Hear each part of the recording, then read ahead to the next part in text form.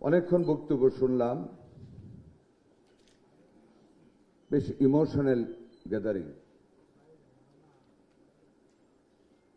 একটা ম্যাগাজিনে একটা ছোট্ট গল্প দেখলাম, প্রিয়ন্তী চ্যাটার্জির লেখা, যিনি থ্যালাসিমিয়া রোগী। তার হেডলাইন হলো প্রিয়ন্তী এক বেদনার রক্তলিপি।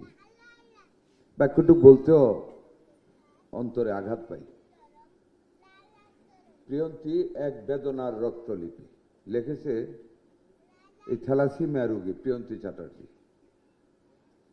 ওর হেডলাইনটা দেখে আমি অনেক আগের লেখাপড়ায় ফিরে গিয়েছি।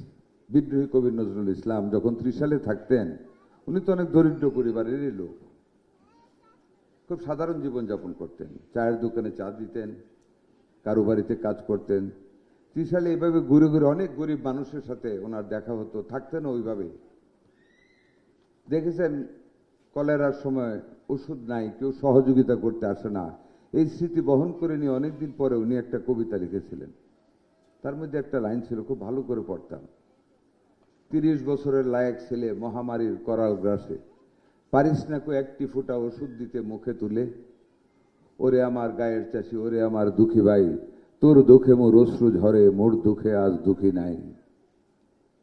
উনি লিখে গিয়েছেন অনেক দুঃখ দেখে, সামাজিক অবস্থা দেখে।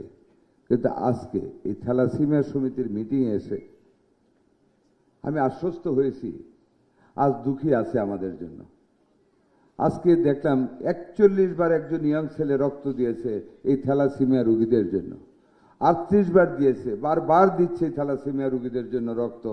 কাজে আমাদের দুঃখীদের পাশে এখন দাঁড়ানোর মতন মানুষ বাংলাদেশে সৃষ্টি হয়েছে। তাদের সকলকে আমার অন্তঃস্থল থেকে আন্তরিক ধন্যবাদ ও মোবারকবাদ। এবং আমি নিজেও আজকে থেকে চেষ্টা করব অনুপ্রাণিত করতে ইয়াঙ্গার জেনারেশনকে এই থ্যালাসিমিয়া রোগীদেরকে রক্ত দিতে, তাদেরকে বাঁচিয়ে তুলতে। আমরা যেন প্রিয়ন্তী এক বেদনার রক্তলিপি, এই রকম একটা ভাষা দিয়ে লেখা গল্প যেন আমাদের না পড়তে হয়। খুব বেদনাদায়ক সেই লেখা আমি পড়েছি। আমি বলতে পারবো না, তবে আমাদের সাবধান হওয়া উচিত। যারা career, the society should go for campaigning against it. যেটা ম্যারেজের কথা বললেন, আইনের কথা বললেন, আমাদেরকে অ্যাওয়ারনেস সৃষ্টি করতে হবে। আমাদের মাননীয় প্রধানমন্ত্রী জনাব তারেক রহমান, উনি কিন্তু প্রিভেন্টিভ মেজারের উপরে বেশি জোর দিচ্ছেন, এবং সেটাই কিন্তু সত্য। আমরা যদি প্রিভেন্টিভে না যাই, আমি একটু আগে ডোনার সাহেবের সাথে আলাপ করতেছিলাম, আমাদের যদি ক্যান্সার, সকল প্রকার ক্যান্সার যদি আমরা একসাথে রোগীগুলিকে যোগ করি, it will cross more than 20% of the total population. আমরা গ্রামে যাই, আমরা দেখি যেই হারে কিডনি রোগী, যেই হারে মানে ব্রেস্ট ক্যান্সার, ইউটেরাস ক্যান্সার, তারপর liver cancer, lung cancer, tuberculosis, সবগুলি যদি একখানে করি, it will exceed 20% of the total population. Seriously progressive, seriously বেড়ে যাচ্ছে আমাদের খাদ্যাভ্যাসের জন্য। কাজে আমাদেরকে প্রিভেন্টিভ মেজারে যেতে হবে। আপনাদের নিশ্চয়ই খেয়াল আছে, আমাদের শহীদ রাষ্ট্রপতি জিয়াউর রহমান যখন বক্তব্য দিতেন, মাঠে-গঞ্জে যেতেন, সারা গ্রামই তো উনি ঘুরে বেরিয়েছেন, সারা বাংলাদেশ। সাথে ডাক্তার নিতেন, মানুষের খাদ্যাভ্যাস পরিবর্তন করার কথা বলতেন। এটা কিন্তু এমনিতেই বলতেন না, হি হ্যাড দ্য নলেজ যে আমাদেরকে শরীরটাকে এইগুলি দিয়ে গঠন করতে হবে।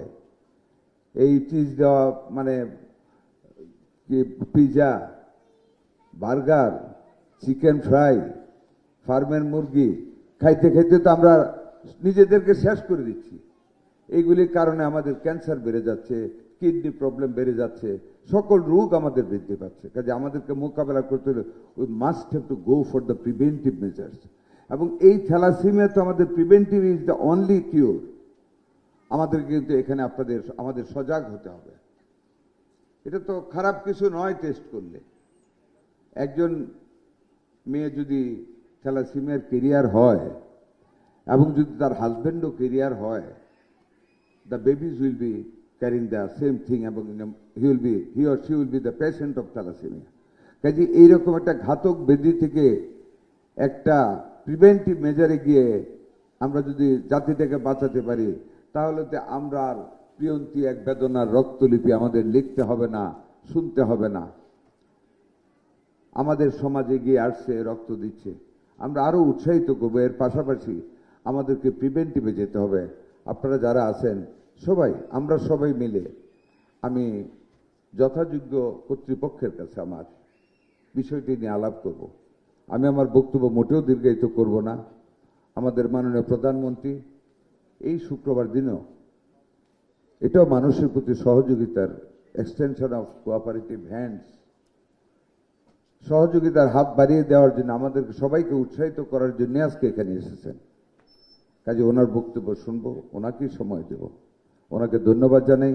যারা রক্ত দিয়েছেন আজকে তাদেরকে অন্তঃস্থল থেকে কৃতজ্ঞতা জানাই।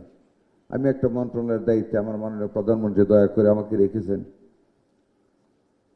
আপনারা আমার কাছে একটা দরখাস্ত দেবেন আর্থিক সাহায্যের জন্য।